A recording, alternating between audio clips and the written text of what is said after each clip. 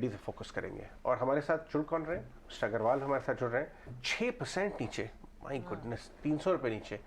परागर अग्रवाल जो CFO हैं doctor Reddy's के, वो हमारे साथ जुड़ रहे हैं बातचीत करने के लिए कि ये क्वार्टर कैसा रहा। आप भी कमेंट्री जरूर ध्यान से सुनिए, आपको मालूम चलेगा क्या मामला है। अग्रवाल साहब, शुक्रिया बात करने के लिए। ये जो बात आई है कि आपको प्राइसिंग प्रेशर अभी भी एक्सपीरियंस हो रहा है यूएस मार्केट में, इसके बारे में थोड़ा और डिटेल में बताएं। कोई अर्ली साइंस की स्टेबलाइज होगा? और ये भी बताएं कि यहां से पूरे साल की अगर हम बात करें तो ग्रोथ की क्या बात है। इसलिए पूछ रहा हूं मैं क्योंकि कुछ एनालिस्ट को लगता है, एटलीस्ट लुपिन ने तो कल ये बात बोली थी, और कुछ एनालिस्ट का लगना है कि शायद प्राइसिंग प्रेशर पीक आउट हो रहा है यूएस में। आपने इस क्वार्टर में क्या देखा? हाँ, देखिए, प्राइस इरोजन यूएस मार्केट का एक नॉर्मल फीचर है, ये बिजनेस मॉडल का पार्ट है। और हमको जो प्राइस इरोजन के ट्रेंड हैं वो स्टेबल दिख रहे हैं। कोविड के दौरान प्राइस इरोजन कम हुआ था, उसके बाद बढ़ा था।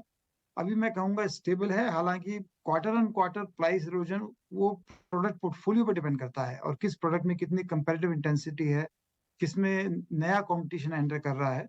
बट ओवरऑल मैं यही कहूँगा कि प्राइस इरोजन के ट्रेंड स्टेबल हैं। जहां तक कि ग्रोथ की बात है यूएस मार्केट में, हमारी पाइपलाइन स्ट्रांग है। हमारे जो न्यू प्रोडक्ट्स हैं जो स्केल अप हम कर रहे हैं, उसके भी प्रोस्पेक्ट्स अच्छे हैं। तो हम लोग गाइडेंस तो नहीं दे सकते, लेकिन मैं यही कहूंगा कि हमारा जो अगले आने वाले 1 या 2 साल के लिए नॉर्थ अमेरिका बिजनेस में कॉन्फिडेंस हाई है कि हम अच्छी ग्रोथ डिलीवर कर सकते हैं। बिल्कुल मिस्टर अग्रवाल, Q4 में जी रेवलमिड का प्रदर्शन कैसा रहा, उसका शेयर कितना नजर आया, और गोइंग अहेड क्या ये एक्सपेक्ट किया जा सकता है कि वॉल्यूम्स में बढ़त दिख सकती है, और उसका एक इम्पैक्ट Q1 और Q2 के जब नंबर्स आएंगे उसमें रिफ्लेक्ट होता दिखेगा? देखिए, रेवलिमिट जो हमारा प्रोडक्ट है वो एक वॉल्यूम लिमिटेड सेटलमेंट है, और उस सेटलमेंट की कंडीशंस के हिसाब से हम कुछ डिस्क्लोज नहीं कर सकते हैं। तो मैं आपको कुछ शेयर रेवेन्यू में कितना था रेवलिमिट का वो नहीं बता सकता। बस मैं आपको ये बता सकता हूँ कि जो हमारा सेटलमेंट एग्रीमेंट के हिसाब से वॉल्यूम है, और उसमें जो भी इंक्रीज है वो टाइम के अनुसार होगी। ये मैं आपको बता सकता हूँ कि जैसे पिछले 3 क्वार्टर्स में हमने रेवलिमिट का जो कंट्रीब्यूशन देखा है वो मीनिंगफुल रहा है, और अगले आने वाले कुछ क्वार्टर्स में भी हमारा ये मानना है कि वो कंट्रीब्यूशन मीनिंगफुल रहेगा। एक क्वार्टर से दूसरे क्वार्टर फ्लक्चुएशंस तो होंगी, लेकिन कंट्रीब्यूशन उसका मीनिंगफुल रहेगा रेवलिमिट। ओके मिस्टर अग्रवाल, क्योंकि इस सवाल को सुनने में रुचि भी हमारी भी बहुत थी, क्योंकि इस ड्रग की बात की जा रही है कि जो आपके यूएस में जो डिक्लाइंस आए हैं वो मेजरली इस ड्रग की वजह से भी आए हैं। But that's okay. आपने कहा कि इसका कंट्रीब्यूशन मीनिंगफुल है, आप एग्जैक्ट शेयर हमसे शेयर नहीं कर सकते, लेकिन इंडिया का बिजनेस ग्रोथ बहुत ही वॉलेटाइल रहा है फार्मास्यूटिकल इंडस्ट्री के लिए। अभी आप किस तरह का आउटलुक हमसे शेयर कर सकते हैं FY24 के लिए, इंडियन बिजनेस के लिए स्पेशली?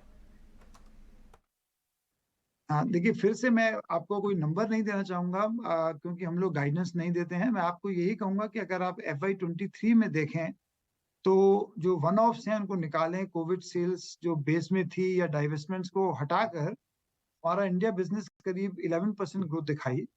और इसमें हम अपने पोर्टफोलियो को रीशेप कर रहे हैं। तो हम जैसे कुछ क्रॉनिक ब्रांड्स हैं उनको हमने एक्वायर किया है, जैसे सिडमस को एक्वायर किया था, और वो काफी उसकी परफॉर्मेंस अच्छी रही है।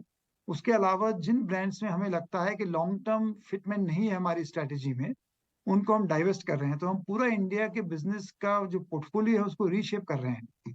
और उसके अलावा हम इनोवेशन पे, डिफरेंशिएटेड इनोवेशन में काफी फोकस कर रहे हैं।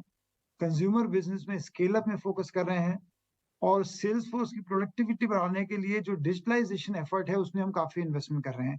तो इन सब चीजों की वजह से हमारा ये मानना है कि अगले 1 से 2 साल में इंडिया हमारा एक बहुत ही हाई प्रायोरिटी मार्केट है, और हमारा ये मानना है कि हम उसमें अच्छी ग्रोथ डिलीवर करेंगे।